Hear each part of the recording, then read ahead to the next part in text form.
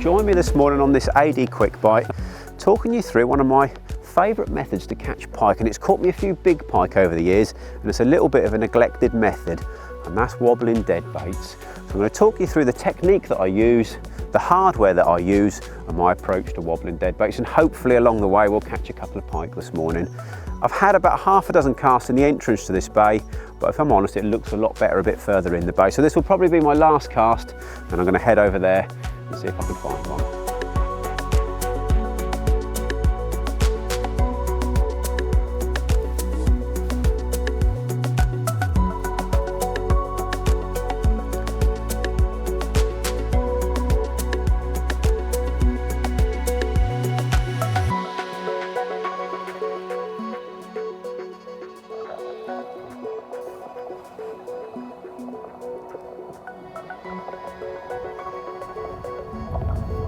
One's just grabbed it right under the rod tip. There we go. Well, that didn't take too long. And on that retrieve, I could see him follow it, so I just paused under the rod tip. That's the advantage of actually having a bait rather than a lure. If you do get a follow, you can almost just bounce it in front of their nose really slowly and just tempt them into taking it. So I had a feeling moving a bit further in this bay was going to be a bit more productive. So what an exciting way in this clear water to watch them react to these baits and just tease them into grabbing it.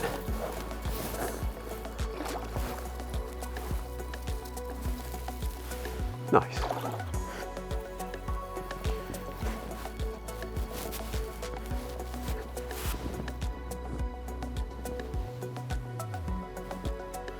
Well, there we are. Angry little jack pike to begin with, but great fun on that technique. And I'm now going to talk you through the gear that I use and the setup once I've slipped this little fella back. Well, although I'm itching to have another cast in that bait, because I could see 2 or 3 pike follow on that bait when I just caught that fish, as I promised, I'm going to talk you through the hardware that I use and the setup. So I prefer to use a slightly heavier lure rod. I've got a John Wilson Quad Pro lure rod in 9 foot, so that's more than heavy enough to cast those baits and set the hook on those pike and land the pike safely. But the important side of it is not too heavy to hold. I want quite a lightweight rod when I'm fishing, because I'm going to be casting all day. And then on that rod, I've got a small fixed spool reel loaded with some 40-pound braid. I take no prisoners when it comes to pike fishing because I never want my main line to break. So the reason for 40-pound braid is so I never lose a pike through the line snapping. And then the setup couldn't be simpler. I've got a wire trace on here. I choose to make a wire trace that's got a large single hook above a treble hook. And the reason for that large single hook is I can secure the bait on right through the nose with that big single hook, because I'm going to be casting it time after time, and it means the bait doesn't come off. And then above that trace, in fact just on the top of that wire trace, all I've got is a 2 SSG shot. So that just sinks the bait down. You don't want too much weight on there, otherwise you're going to lose the action of the bait when you retrieve it. So on that trace, probably my favourite dead bait for wobbling has to be smelt. And the reason I like smelt is they're almost a sort of neutral buoyancy. They're not too dense, and I want to make that smelt look like an injured fish when I'm twitching it in. So when I put those smelt on, I cast them out. As I twitch them, they almost waft through the water column and tease those pike into grabbing them. Well, before I have another cast in this bay, I'm going to show you how I hook these baits on. And as I mentioned, the reason for that big single hook is to secure the bait on nice and tightly, so when you're doing cast after cast, it doesn't come off.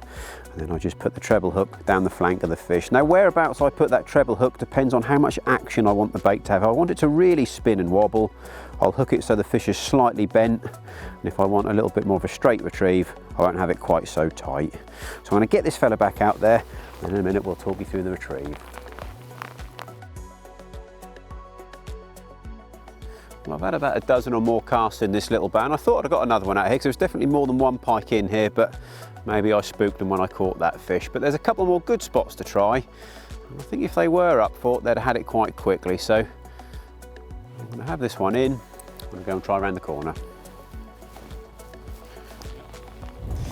Well, as you can see, the weather's got quite a bit worse now, but before I give in to the bad weather, I'm going to give this spot a go. It's normally quite productive, and whilst I have a go in here, I'm going to talk you through the technique and the retrieve when I'm wobbling these smelt. So the first thing I do, obviously, when you cast it out, I'll give it a few moments to let the bait sink down towards the bottom. I like to keep it quite close to the bottom. It is now January, and I feel the pike are going to be quite low down. So once I tighten up to it, what I'm trying to do, I'm trying to make that smelt look like an injured fish. So I really slowly retrieve it in with the odd little tap on the rod tip to put a bit of life into it.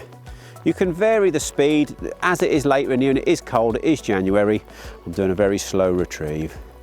And you'll know when you get a take, very much like lure fishing, it'll be really obvious, especially with that braid. There we go, and there's a fish. And quite often the first cast in these swims is the best cast.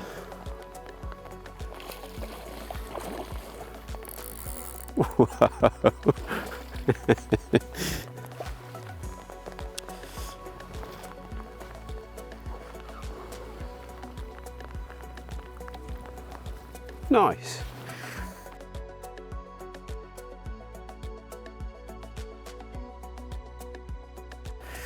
Well, there we go, another feisty little jack pike, but great fun on the wobble dead baits and an example of how effective it can be. So hopefully you can go and have a go at wobbling dead baits yourself, and I hope you get slightly better weather than we did today. So if you like this quick bite video, don't forget to subscribe to our channel and hit the like button.